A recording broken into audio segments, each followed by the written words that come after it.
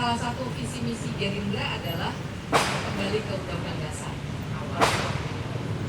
Ngeri kan? 45 atau 45. Dan saya harus kasih tahu bahwa kalau kalian belum baca, nanti boleh Google, tanya ya, pasti cepat banget dapetnya kok. Undang-Undang Dasar 45 tahun 45 itu yang naskah awal itu yang dibuat oleh Soekarno, Hatta dan lain-lain itu banyak banget bolongnya. Jadi kalau misalnya bayangin nih, Undang-Undang Dasar 45 yang tahun 45 itu nggak ada pembatasan masa jabatan presiden. Makanya dulu Soeharto bisa 7 kali kepilih. Kalau sekarang ada maksimal 2 kali. Makanya Jokowi nggak bisa calon lagi. Makanya dia juga anaknya, ya kan? Tapi paling tidak kan jadi dibatasi, walaupun dijelasin juga gitu ya.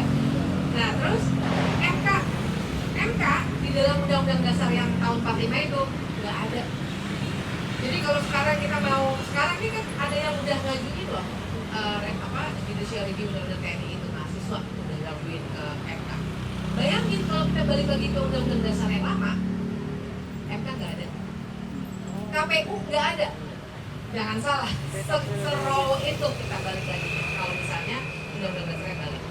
Terus pasal-pasal HAM nggak ada, pasal-pasal HAM di Undang-Undang Dasar yang tahun 45.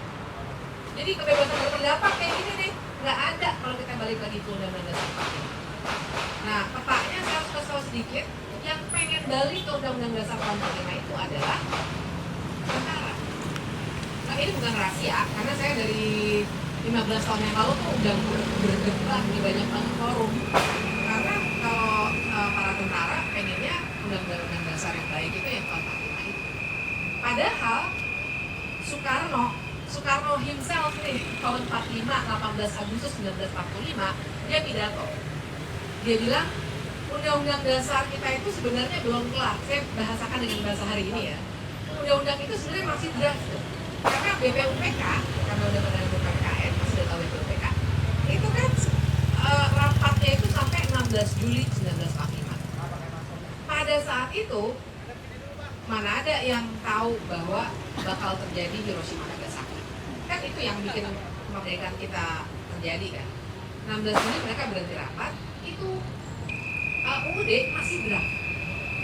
Nah, karena proklamasi Soekarno pidato, dia bilang ibaratnya dalam bahasa sekarang tuh ya udah deh walaupun masih draft kita tetapkan aja dulu, masa sih ada negara nggak ada undang-undang dasarnya, kita pakai aja dulu nanti. Makanya dia bilang ini adalah revolusi global, undang-undang dasar revolusi. Nanti kalau kita situasi di Indonesia sudah lebih baik, kita akan bikin undang-undang dasar yang definitif, yang lebih lengkap.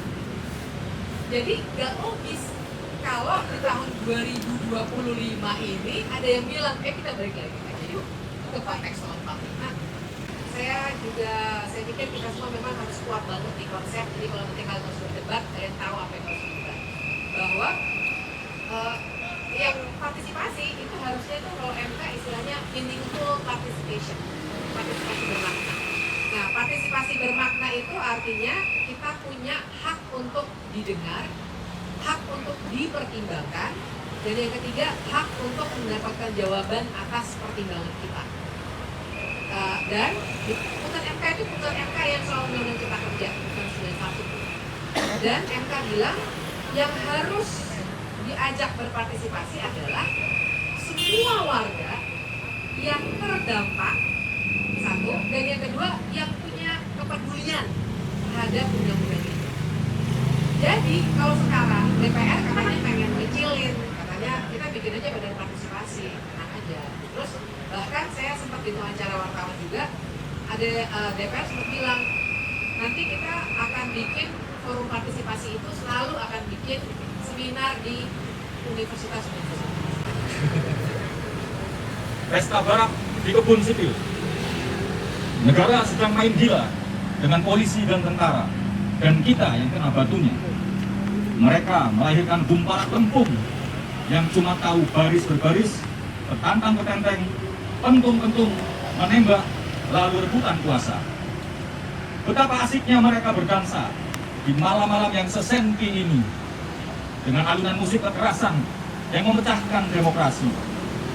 Betapa asiknya mereka berhahaha mendengarkan basa-basi keprihatinan tentang rakyat yang kejlungup dalam kubangan nasib dan jerat ketakutan.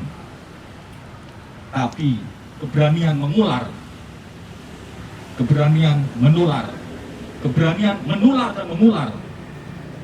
Ia menjadi ular sepanjang sejarah kekerasan yang akan menggelepar ugal-ugalan, menghancurkan pesta barak di kebun-kebun sipil. Ia tak akan mengecil dan malah semakin membesar, membuat lubang dan sarang-sarang di bawah sejuta tenda yang berdiri di atas kuburan bernama negara. Terima kasih.